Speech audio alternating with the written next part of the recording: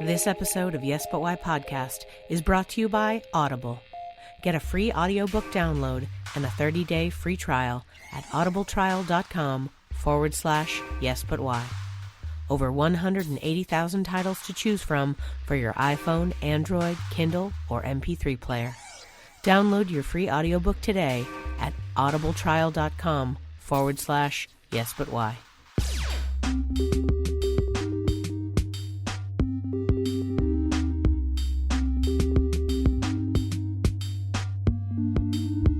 I'm Amy Jordan, and this is Yes But Why podcast. Yeah.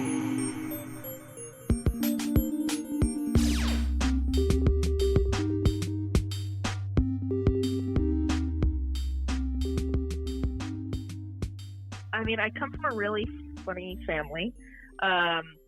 Everybody, I mean, humor, we got us through everything. We had a thing that basically, if it was funny, it was allowed. Like the actual bit, I don't know. The funny thing is too that I was like shy as a kid, but the first time I remember doing anything was on stage, where I was in, I think, 6th grade, and I auditioned for a summer like youth production of a show called Up the Down Staircase, which is about a high school where a girl like tries to like commit suicide, and there's always drama. But I did not play a kid. I played the very stuffy librarian as a 6th grader, and I was terrified, but I loved it, and the rush was amazing. And the only reason I wanted to do it was because a couple of years prior, my brother had been on stage. And I thought to myself, well, if he's going to do it, I'm going to do it. Because I was very competitive with my brother. My brother's 16 months older. And I was like, I saw him in a production of Annie. And I was like, he was in, I think, 5th grade.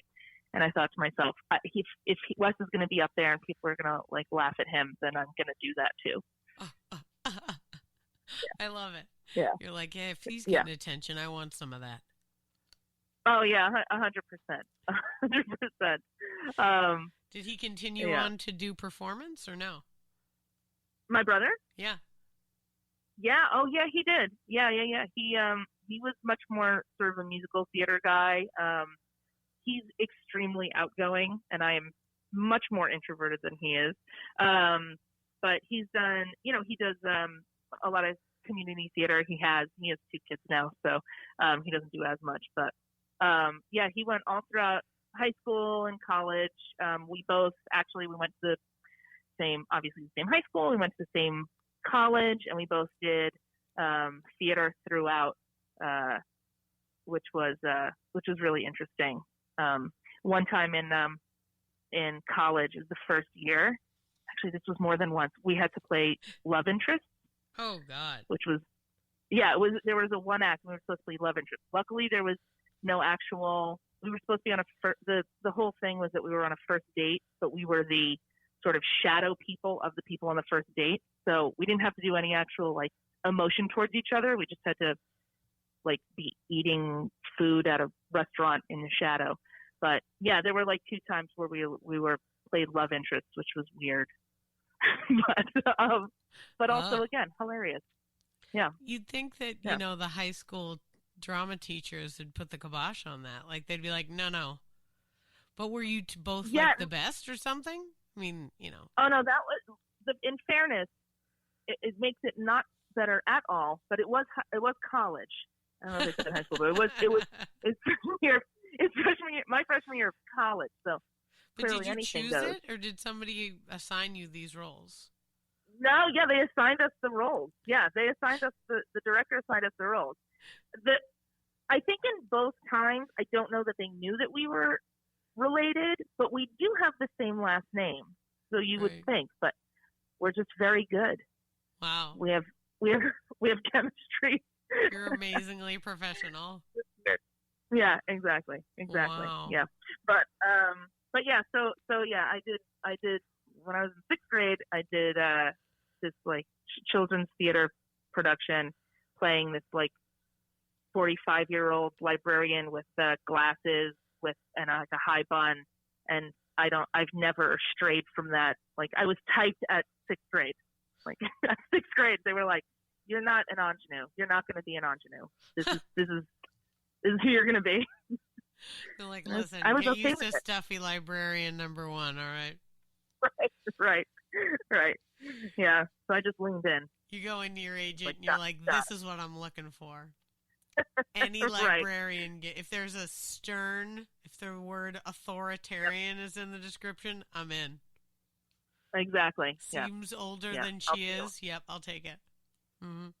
That's me. Yeah. That's so funny. Yeah. Did you I know we're joking about being typecast, but like, did you do other roles similar to that? Like throughout your, high school and college career? I did. I mean, it did.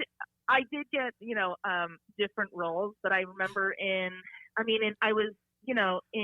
we did Oklahoma in high school, and I played Aunt Eller. I didn't play Lori. I was Aunt Eller. And then in college, I played, it was Les Liaisons Dangereux, and all the women have these like lovely corsets, and everybody looks so beautiful. And I was the elderly matron, like the aunt. Nothing dangerous about you. Oh no, the character description was, I even forget my character's name, but it says the description of the character was arthritic but lively.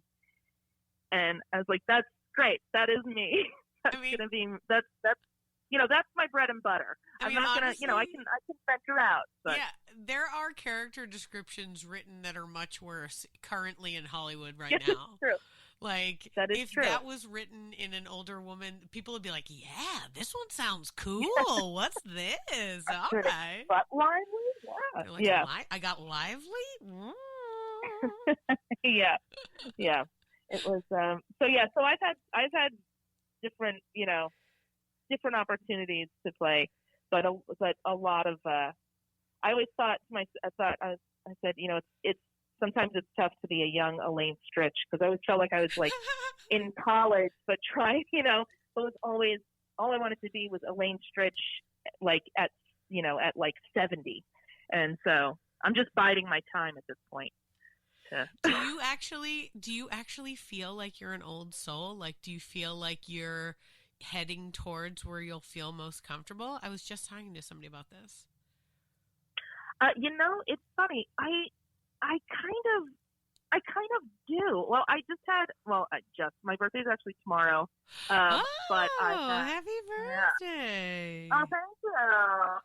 But last year was my big birthday of the birthday that shall not be named. But I don't really care. I turned 40. But I can't tell if you're telling me we're the same age or you're somebody who's 30 who's telling me how old you are. I'm like, oh, sure, you're 30. Yeah, right. No. Yeah, me too. No. I'm turning 41 this year as well. Yay! Yeah. See, it's great, but it's funny is. because I feel like I'm just right now. I'm like, this is what I was meant to be all along, was 40. This seems right. So yeah, I kind of do feel a little bit like not an old soul. I mean, like just that it took a while for me to get here. I'm but I do think that my trajectory, if I I think the 40s will be good. I'm not worried about them. I guess. Same. I'm feeling totally good about it. I'm like, this is where I figure it out. This is where the creative stuff really gets like, whoa, man, that's edgy stuff, I've been trying to be edgy in my 20s, and people were like, listen, Grandma. And I was like, oh, what do you mean? But yeah. Right. Yeah, when you're 45 and you're saying the things, they're like, whoa, I didn't know people had feelings after the age of 40. Right, exactly. Yeah. Oh man, yeah. When I was a kid, people used to say I was like, 7 going on 37. So like I'd be hanging. I would sneak down when my mom had dinner parties, and I would start schmoozing with people, and only like when they saw a crowd of people laughing, and they were like, "What's going on over there?" and they saw me at the party, and then they'd be like, "Oh, get back to bed," but as I walked away, I'd hear them going, "She's 7 going on 37," and I would always go yeah, like that felt good. Right. I was like, that's right, I can hang. Yeah. I think that's that's how I felt when I was younger. I felt more comfortable around the adults. Yeah. They just seem to make more sense to me. Sure. But yeah. Sometimes I think I liked adults because I like chaos. So I was like, yeah, all right, this one's going to get a little crazier than the other room. Yeah.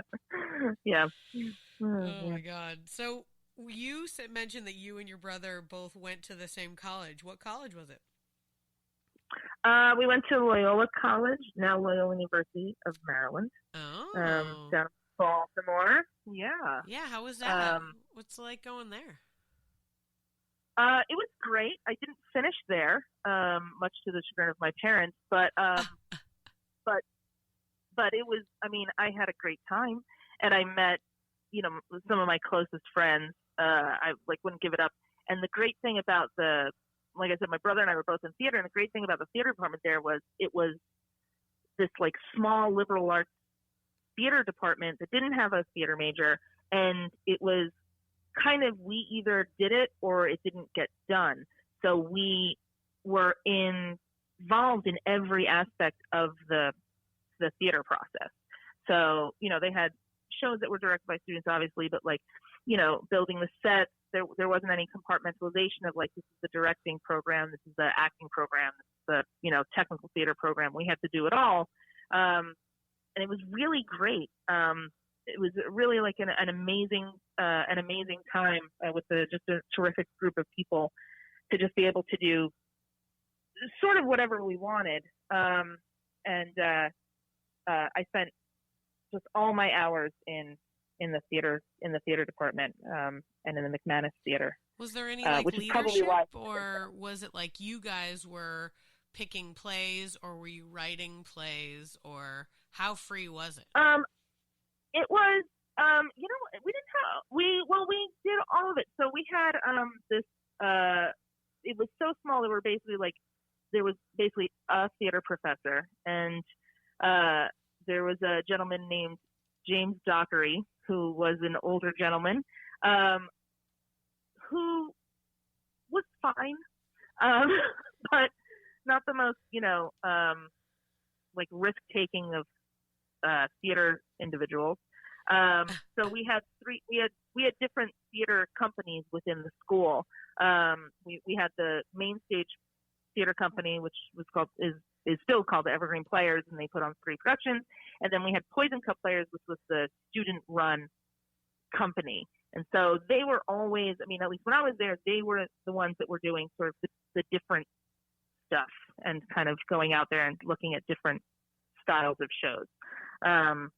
So there was a little bit of leadership, but they gave us a lot of leeway to do what we wanted to do. Oh, that's great.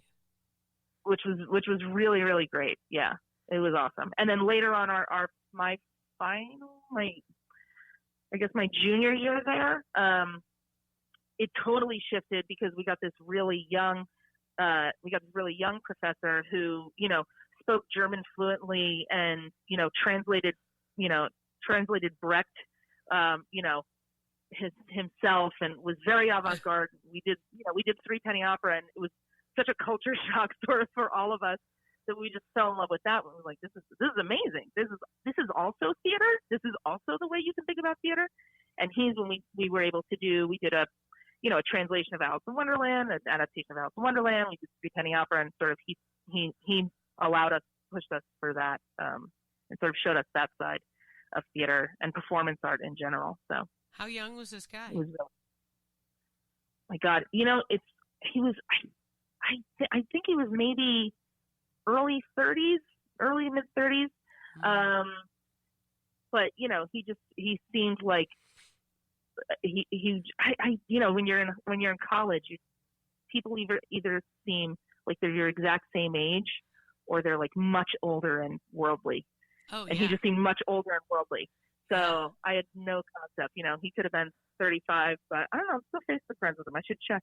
But he's but it was you great. never think of that stuff, Yeah, I mean, like no. I was telling a story the other day about my high school. I went to an all-girls school, and we did not have a theater program. And my senior year, there were just a bunch of girls who had been doing theater at the boys' school for so long that we went to the head of the school, and we're like, listen, there's a bunch of us. Is there a way that we could have someone come and do a play here?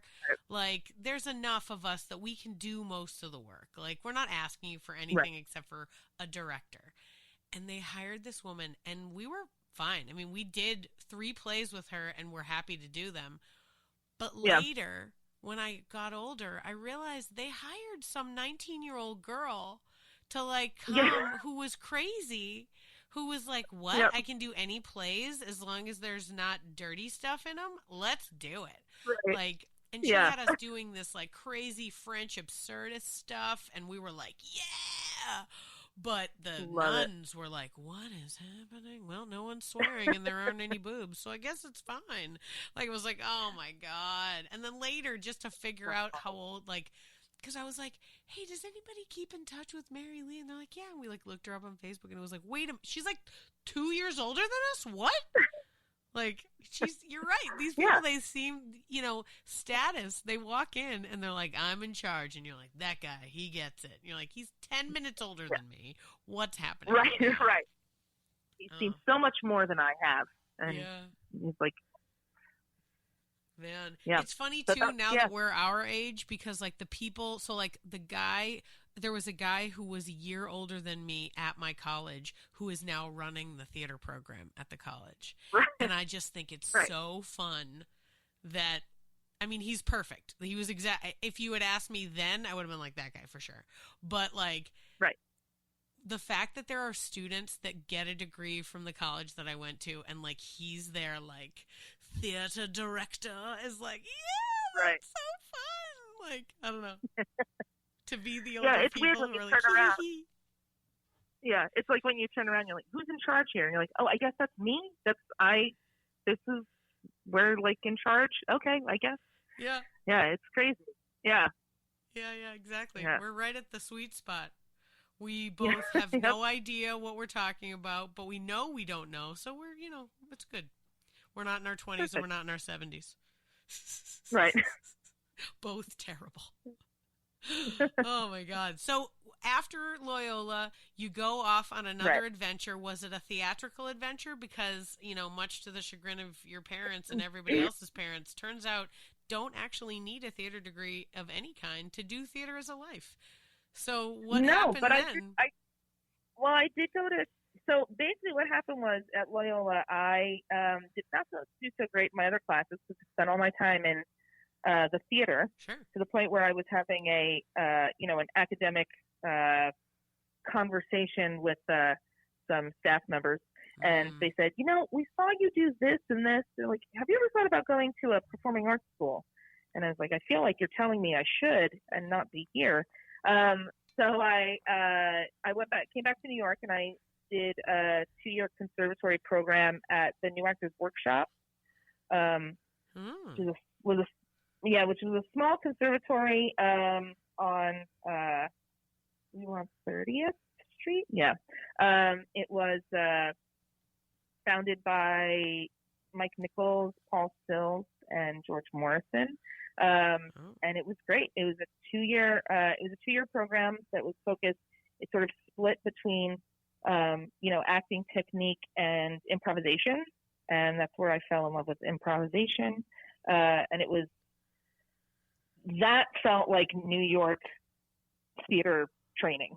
That when I thought theater training, sort of what I thought it would be. It was terrific. The focus was a lot on like the process and, finding a focus of looking from the outside in as well as from the inside out. But it was really great. And like I said, Mike Nichols was it was founded by Mike Nichols, and he was our teacher once a week for a scene study class. And just to be sort of in the presence of him was pretty incredible. And then Paul Sills, who is, one of the founders of Compass Theater and Viola Spolin's son, was our director. He directed a show the first year I was there, my second year I was there, and it was very interesting. How'd you even find that place? Like, because I hadn't really heard of it. I think it was in Backstage. It was back when, you got Backstage as a paper. Yeah. And I was trying to figure out what the hell I was going to do with my life. And I knew I wanted to, pursue something in the arts. And it just, something about it popped out to me. I went for I guess it was for an info session. And then I auditioned. But it was, like I said, super small. It was, 30 people to a class. It was on one floor, on like the third floor of a building. But it was really terrific. And some of like my, favorite people were my classmates and are doing, just really wonderful things, of their own. And, it was a really, really great time. Are most of the people that were in your class like still doing theater and stuff? I would say in my class, there's a couple, I would say, I don't know, I think like maybe half of them are doing stuff. There's a couple of stand-ups. There's a lot of, most of us, for some reason in our group, were very comedic. So we were doing that. But yeah, but there are, I would say about probably a handful or like about half are still somehow involved in the, in the business. 30's a lot more to follow. My school was real small, so like I have 6 people to follow. It's just 6 of us that graduated with a drama degree from my college, and so I'm like, I know where they are. I know what they're doing. Yeah, yeah. You have a small Facebook group. Yeah. Man, we should have a Facebook group. We don't have a Facebook group. See, that's how old we should. are. We're like, well, I don't even know that half of them are on Facebook, let's be honest. Right. I mean, their kids' photos are, but, Oh, man. So this sounds like a really great program that you were in. What did you take from that? Like, how did that fulfill what you wanted out of your education, and what did that lead you towards? So the big thing that it gave me, I had done sort of short form improv in college, like Whose Line Is It Anyway type of stuff. Mm-hmm. But when I took improvisation for the first time and focused on Spolin technique, it clicked.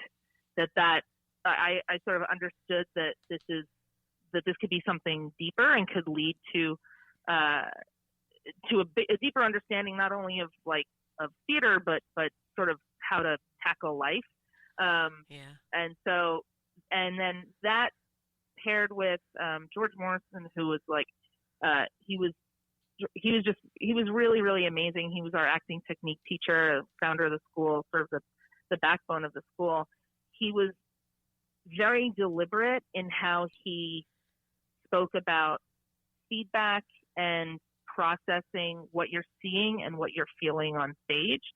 So it was a lot of talk about concrete things that you can do with your face, with your body, with your voice, sort of outside in, and how to look at acting that you like and how to look at, performers that you like in real concrete ways, as opposed to just being like, I feel like you really felt what you were feeling, there's too much of that. Whenever people would say things like that as feedback to people, like, oh, I really felt the emotion there. I was like, okay, but those are sort of empty words. What do you mean? So the way that they broke it down was basically saying, what did you see in the body? What did you see in the face? What did you see? What did you hear in the voice that led you to this connection in you? And I was like, oh, that makes more sense to me. Like really a concrete way of breaking it down. So those two things really shaped my idea of how to look at performance and how I wanted to sort of, guide towards it. it really just opened, the improvisation is really what I took away most from it. It's what became my passion for quite a number of years. Our second year, and then after, we started a company, this sort of improvisation performance company called Present Elevation. It was very serious. It was a mix of it was like transformational improvisation based off of a Loyola College game or exercise, and we would pair that with live musicians, and it was really, really fun. It didn't last long enough, but I wish it had lasted longer. But it was super cool. And I got to do it, like I said, with a bunch of people that I really, really enjoy, and who now I miss. I haven't seen in a little while, but they're great. Nice. Yeah. You know, that sometimes I think the beauty of improv is how short it is and how fleeting the experience is, because you know, I mean, I'm a gal in for the long haul. I do things for long periods of time, produce shows for multiple years, do that kind of thing. I like to, you know, lay down roots, but I do love the moments of improv where not just scene to scene, you know, sort of like, and it's gone, but also like the experience. Like, for instance, Facebook just you know, sent me a memory picture that reminded me of an old troupe. And I was like, oh, but it was like, you know what? It's great. It's good that it's not, because every one of us are on different paths right now, and we would not be able to do that thing anymore. But man, what a wonderful, 2 years that was to be able to play with this. And I love, mine was music too. So that's what made me think of it. Like, the idea of adding music is so much fun. Did you guys do silent improv to the music, or did you just have a music underscore? So we did we based it around this exercise called transformation relationship, and basically we would go into a slower motion, silent, just movement to the musicians. And they would sort of play off of us, we would play off of them, and the scenes themselves, sometimes they would be silent scenes that had music to them. Sometimes they would be scenes with words, just regular scenes with dialogue, with no music. It was really about bouncing off of each other and feeling what it needed for the moment. So it wasn't musical improv. It was just a way to sort of to play around with the space, really. Wow. Yeah. Where'd you guys put those shows on? Was there a performance space within the conservatory? There was. Yeah, we had a little studio space, and we would just do it there. I think we did it, every other week for, I feel like maybe about a year. But it was really cool. Yeah. That's awesome. Yeah. Super fun. Yeah. It was fun. We had we had a director for some time, and then who then directed us. The same group did a production of the Curate Shakespeare's As You Like It, which is a funny version of As You Like It. But the director was Sam Reich, who went on to work. He was head of College Humor, and he does stuff now, producing and things like that. But he's super sweet and just really fun. So wonderful experience. That sounds great. Yeah, it was cool. It was cool. So it sounds like you turned what could have been a sad experience at Loyola into an opportunity for you to actually dig in and learn more about what you actually wanted to be in college for in the beginning. So I think mission accomplished for sure. Sounds good. Right? You learned all sorts of stuff. Yeah. What'd you do with the education at that point? Were you doing acting gigs? Did you get an agent at that point? Were you trying to act more, or was it focused on improv? A lot of it was focused on improv. I've never had an agent, which is sad to me. It's super hard to have an agent for sure. crazy. Yeah, it's crazy. And I had, I was obviously temping because that's, you either temp or you're in the food services industry when you're acting. I did, I did a lot of, I did extra work and things like that, but really I started to get into the improvisation side of it. And then I guess it was, I don't know how many years later, I actually wound up getting a job in Florida as the manager of improvisation for a theater down there called Florida Studio Theater. And so I moved down to Florida for 2 years, where I got paid to teach and do improv down there for 2 years. That's so crazy. In Sarasota? Cool. In Sarasota. Yeah, I went down there like 6 months ago and taught some workshops. I met Will Loyola, who runs Improv Now down there, and I've interviewed him for the podcast. So yeah, Florida Studio Theater. So wow. Crazy. Yeah. Well, you say Will Loyola? Yeah. Yeah. Yes, that was my job years ago. Isn't that crazy? Yeah. That's so fun. What a great how did you get that opportunity? I mean, like, not like you aren't amazing, but like New York City, like super far away from Sarasota, Florida. So like, how did you even connect? Was it yet another sweet find in the newspaper there? I believe that was a Playbill.com. That one. That was Playbill.com. I had for that. I had for. I guess it was 2005. So it was 2 years after I had left New Actors Workshop, and I had done a couple of things at New Actors Workshop teaching, sort of helping out. And then, I just found it online, and I guess I interviewed well, and I went down there, and they had, it wasn't as big. They've expanded a lot since I was down there in 2005, which is amazing because it's a terrific theater. It's really great. But I had to uproot. I mean, I grew up on Long Island. I went to school 4 hours away from my family. And then one day I just made the decision to move to live in Florida, live at the tail end of the East Coast. And it was very interesting. It was really, really interesting.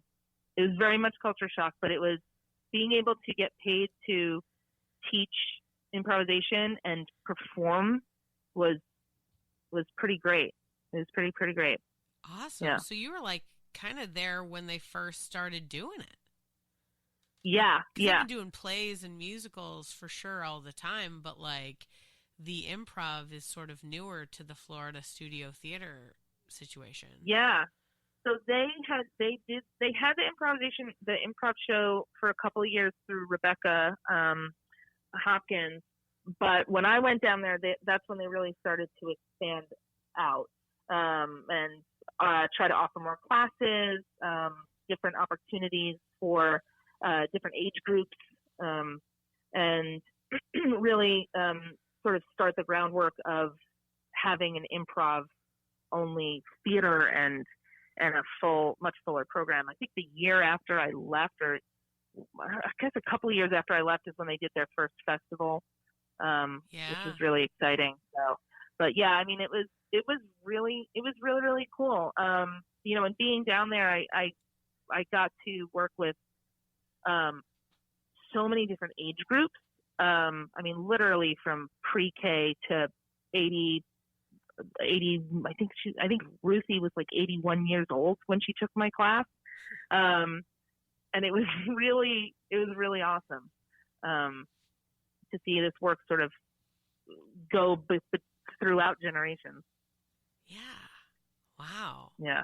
Did you like write the syllabus and everything? So like, did you help create the, the beginnings of the way that they do improv there now, based on the Spolin technique that you had learned?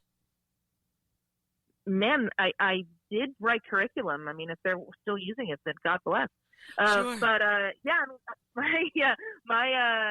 so I would do curriculum development, and so I was in charge of all the actual like class class lessons and things like that. And I really did delve deep into into the Spolin work at that point. Because I think it's just I like all kinds of improvisation, but to me, it all sort of stems from Spolin. So anything that you want to do, you can get in those books. And, there's always going to be some sort of connection back to Spolin in improvisation. So you might as well just go to the source. So I did a lot of curriculum building, for that. Wow. But it was so awesome. super fulfilling. Yeah. Yeah.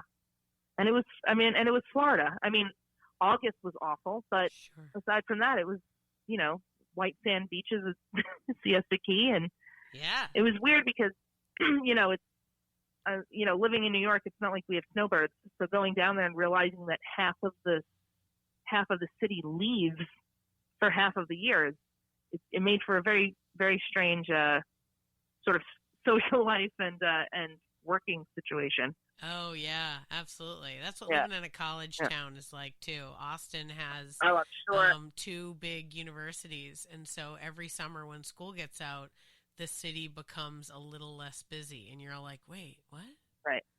Like the other day, I was like, "Hey, are there fewer people here for some reason? Am I like in a weird? What's happening right now?" And they're like, "School just got out," and I was like, "Oh yeah, they're gone." Yeah. Cool. Okay. Yeah. Because I was just like, am I having an aneurysm, or are there fewer people on the street right now? Like, this is not 10 years ago. Yeah, I can't imagine what the difference between New York City and Sarasota. Like, I've lived in both places, but at the same time, it's like, whoa, like so different. Oh, it's it's crazy. It was really crazy. But it was great. How many years were you there? I was there for just about 2 years. Wow. Yeah. I got to a point where I kind of wanted to, I think I was just homesick, at a certain point. And I had a few friends who were very, very close down there, who slowly moved away. And so I felt the pull to come back up north. Yeah. So, yeah. Yeah, it's hard to go away and be super far away, unless you find a whole world down there. Like, right. I don't know that I went to college in Texas, but I didn't expect to come back here until I had a few of my college girlfriends who were like, "Hey, what are you doing? Come here. Come live with us." What do you think about that? I guess that sounds fun. Right. Yeah. Yeah. If your community, like my community, kind of went not went away completely, but kind of dwindled a bit. So that was like, I think it's time to go. And it was one of those things, they weren't quite ready. I was very happy with the job, very happy with the company. I mean, the Forestry Theatre is terrific, but they were still a couple of years away from that expansion that I was talking about, that Will is super involved in now, and and so there wasn't. I would have had to sort of bide my time until hitting the next level, and so I just, in my heart, I felt like it was time to go on. So you but it was came a tough back decision. to New York at that point. Did you move to Queens? Is that when you began your Queens journey, or were you just back to home on Long Island? I guess. So I went back to 2007. I went back to Long Island. So I went back. So I was in Astoria. I lived in Astoria before I went to Florida, and then after Florida, I went back to Long Island. I stayed there for a couple of years. Okay, wait, hold on. Time out. Just so you know, you saying you lived in Astoria before you moved away in 2005 means that we lived in Astoria at the same time. Just wanted to throw that out. Are you serious? Yeah. Oh my gosh. Yeah. You in the Ditmars area or more the Steinway Broadway area? Ditmars. Oh, okay. Then it was like a whole different world because I lived by Broadway. I'm sure. Actually, I was 10 blocks away from the subway near the water, so it was like I thought I was. Oh. I felt beachy, but in reality, it was like, look, there's water. Look at that. I'm not going to go in it, but that's there.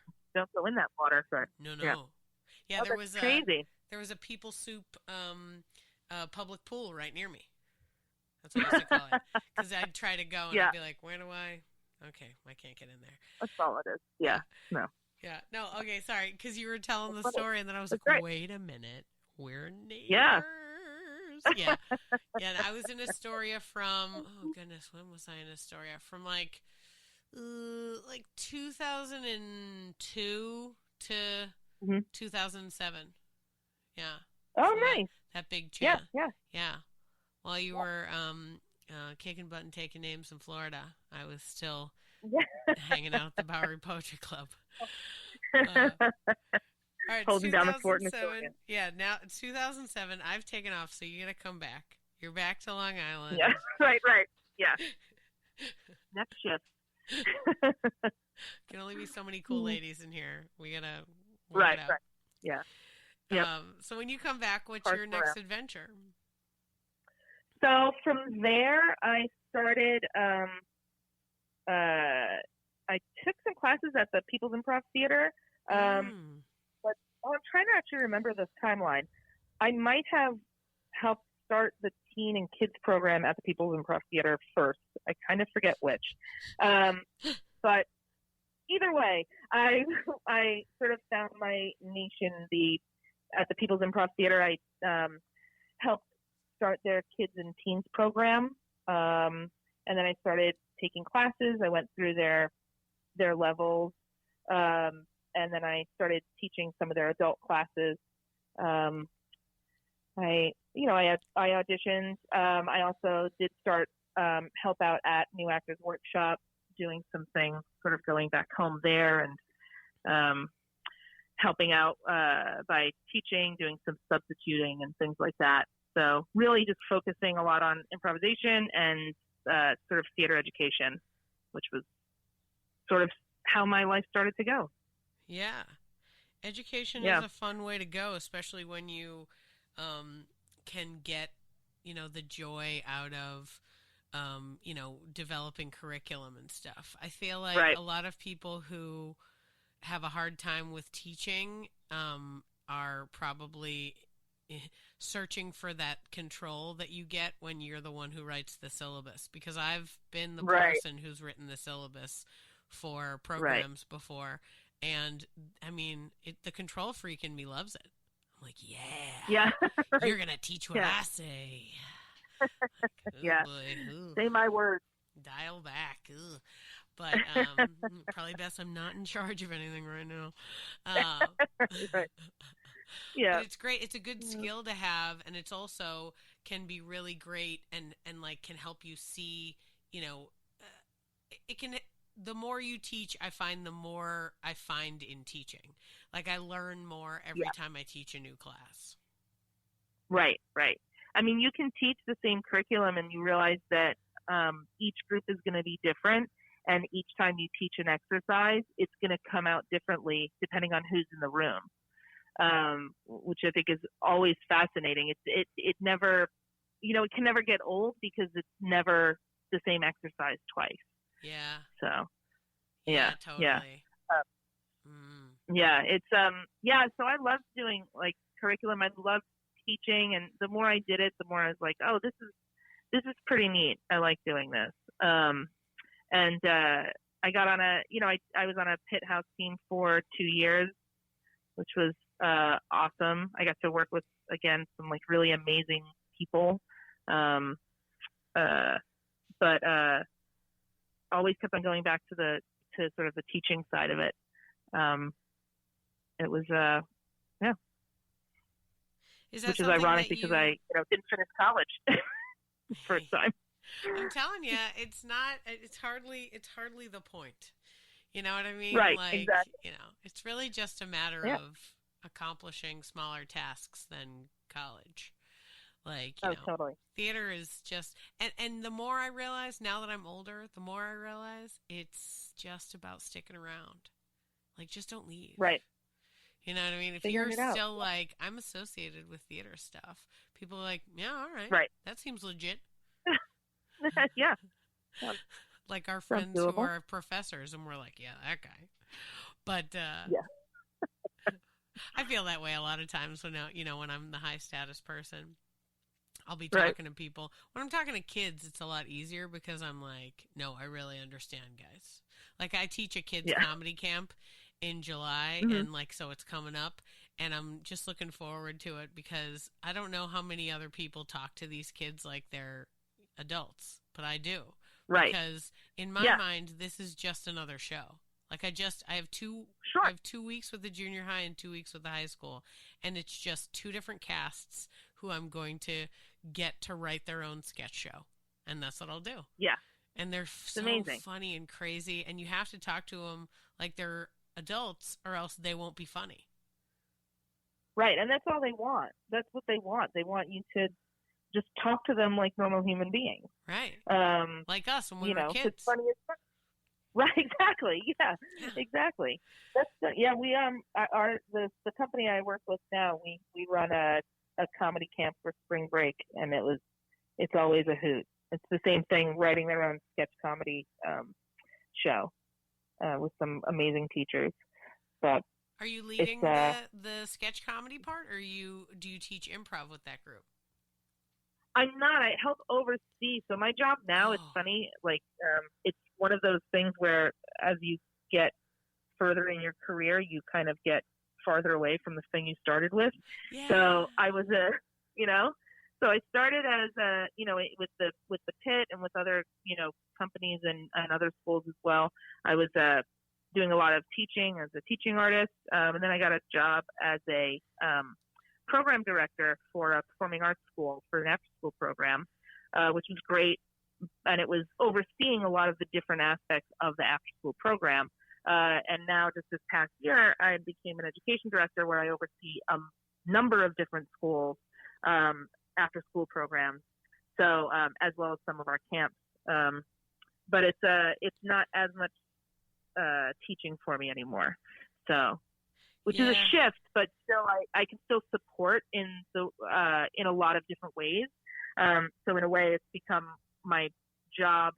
Theater-wise, my job has become a lot more as a producer, coordinator, which is for 24 different middle school after-school programs, which is crazy. Still so great though. Like that's so it's real fun.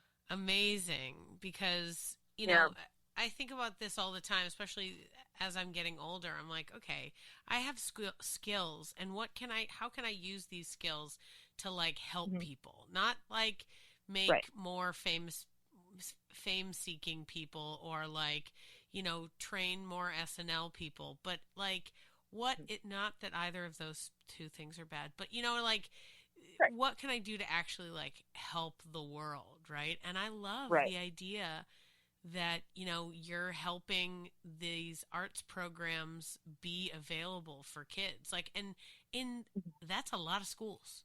That's a lot of groups of people who would potentially have not learned how to like use these creative outlets to express themselves. And it is so important.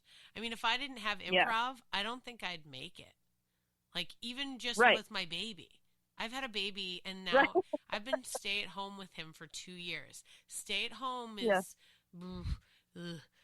there's not a lot that's happening, right? And so there's a lot of improv, both inside and outside the house. Sometimes it's, just talking to a person who can't talk back, and then other times it's making conversation as I walk around the grocery store because I got to talk to an adult somehow. So I'm definitely going to be like, oh, you're going to get those grapes? They are the best grapes, aren't they? Oh, God.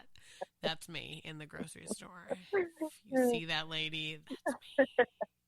That's you. Yeah. Hanging out by produce. But it's helpful, that's how that's what I do. I'm like, I just jump on you. Kiwi! Oh, who's having an exciting Thursday? I know it's Wednesday. It's fine. Yeah, no, but it helps in life in these small ways, but you're helping in a much larger thing. And I know that it can be hard.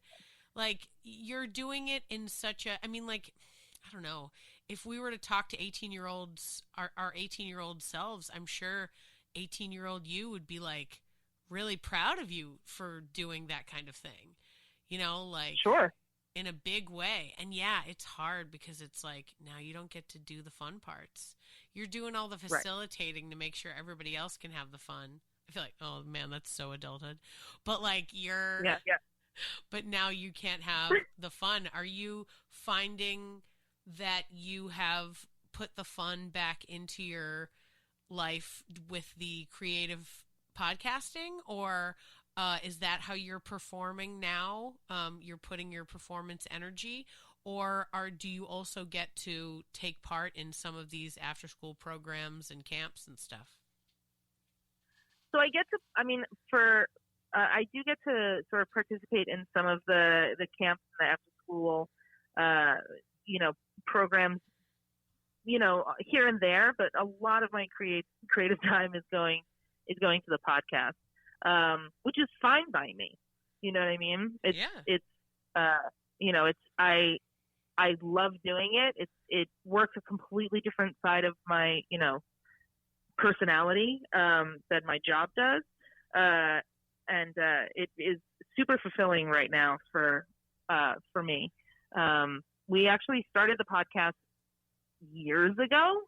We did a first run in, I think, 2011 to 2012. Yeah, because there's like hundreds and hundreds of episodes, right? Well, we have like 60 something. I thought there were over 100. Well, no, we have. I mean, including the ones we've done now, we probably have about 100. But we have. But we stopped when my co-host Dan, his wife, who happens to be my best friend since we were 3 years old, his wife, they had their first baby, and we kind of stopped took like a 5-year hiatus, sort of through no one's fault. Dan always likes to say that it was his fault, but it wasn't. It was just, it was just life. Then we just decided to get back into it. And then the second round, we kind of want to just really make a go of it. And I think our production value has gotten better. And I think we're still funny. Yeah. But creatively it's been, the podcast is just really super fun. The co-hosts are two of my oldest friends, and this is what we would be doing anyway. So we figure why not put it on, on the internet for all to listen to. Are they like high school friends? Yeah, well, Dan, Michael, and I all went to high school together, but Dan, his wife Sarah, and I all went to kindergarten together. Oh, so we are like long friends. Wow, yeah. I don't think I know anybody that long. Maybe yeah, it's crazy. Wow, that's crazy. And we still have the same, sense of humor, which is great. Exactly the same as kindergarten. You guys were either very advanced or now you're very childlike. We were quite advanced. Yeah, we made a lot of like 1970s singer-songwriter jokes when we were in kindergarten that didn't go over very well with our peers, but we figured it was funny for us. You guys making a lot of Kenny Loggins references, like this guy gets it. Yeah. That's how you weed out the friends. You're like, he doesn't even know who that is. Get him out of here. Yeah. We're like, you even know what Ode to Billy Joe is? Bobby Gentry, nothing? Whatever. I don't. Go eat your pace. We're fine. So did the podcast start because you guys are always looking up the stories behind songs, because you said we'd be doing this anyway? Was it already something that you were doing? Because now that you mentioned that, I'm like, that's a great idea. What would I do anyway? Yeah, it's do anyway. The podcast, I can tell you exactly when the idea for the podcast came about.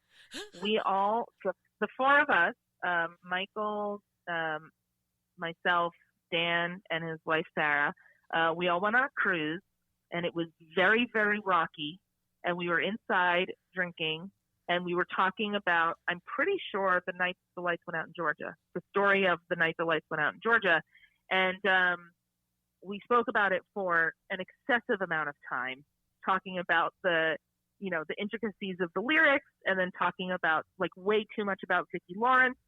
And then we were like, we're kind of funny. We can put something together. And then so from there we came up with the format. But I could say that, all three of us are very funny. The two of them are much more researchy. Michael has like an encyclopedic sense of like those sort of facts, those musical facts, as well as Dan, in very different genres. But they really came up with a lot of that research in the beginning, and sort of the format that would work best for it. And we just sort of took it and ran, and we haven't changed it too much. So fun. But so yeah, fun. Yeah, it's just fun. Yeah. Man, I kind of feel like we came, like the fact that your podcast co-hosts are like childhood friends kind of brings me back to like the first thing I asked you about, like when you were a kid. It's like you're reconnecting, or rather not reconnecting because you've never not connected, but like just right. Just this idea that like this connection that you had, this banter that you had even as a child, is now out there to entertain people. Like, that's so fun. That's so great. Yeah. Yeah. Man. Yeah. It's really, really fun. Yeah. And it's the idea that, like, I mean, this is going to sound so cheesy, but that we get to, we were younger and we played, and now we still get to be, as adults, we get to play and, spend time with each other, making each other laugh. And, it's been great. Yeah, and we're just trying to keep going be, like, with informative and good for the audience too. It's right. not even just like, believe me, there are so many podcasts out there that are just like chums having a laugh, and you're like, okay, right. Great. Right. So what's up? Yeah. But no, man. Yeah, this we is wanted also to have me that a new sort of podcast balance. idea for myself too. I'm like, oh, okay, that sounds good. There you go. See? Yeah, you're inspiring me. Oh, it's beautiful. That's what we try to do. Oh, man. Well, listen, thank you so much for being on the podcast and talking to me and sharing your journey with me.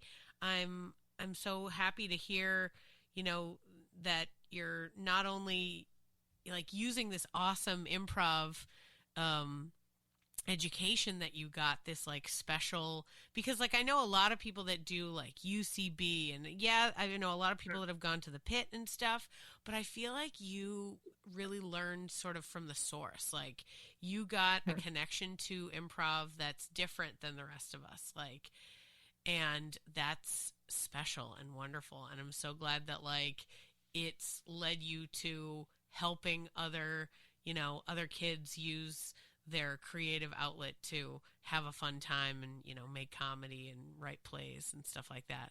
Like, it's just, it's exactly what Yes And is about. And I think that that's right. like so awesome. And I'm sure that you're gonna be like, well, actually that's not Spolin. Oh, I'm sorry. But Spolin was like, yes, maybe, you're like, okay.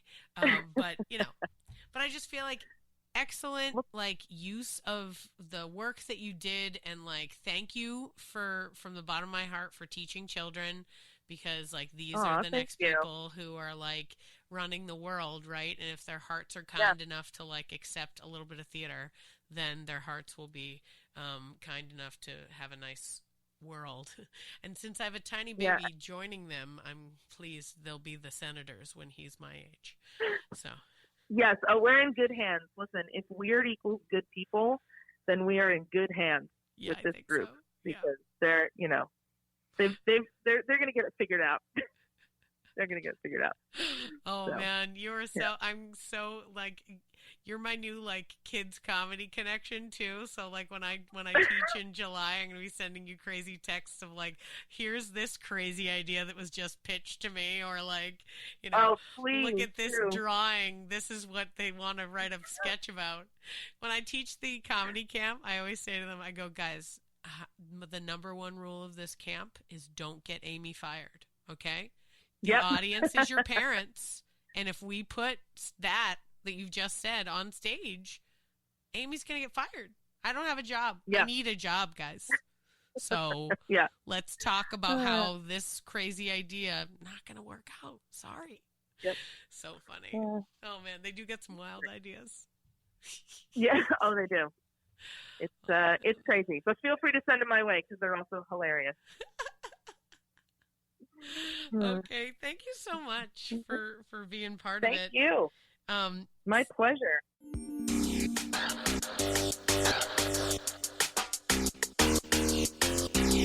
Thanks for listening to Yes But Why Podcast. Check out all our episodes on yesbutwhypodcast.com or check out all the content on our network, HC Universal, at hcuniversalnetwork.com.